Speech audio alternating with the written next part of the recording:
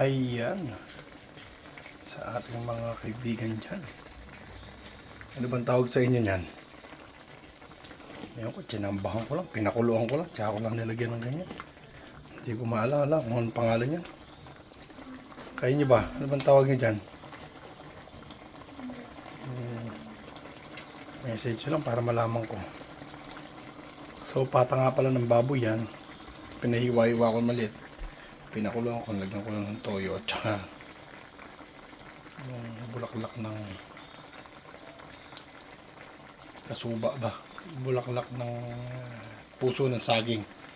Ako lagyan konting asukal tsaka star anise. Ewan ko. Hindi ko maano. Yung lasa niya parang manamis-namis na maalat at maasim-asim. Ayan. Kung anong tawag sa inyo yan, paki-message nyo ako. Malay nyo.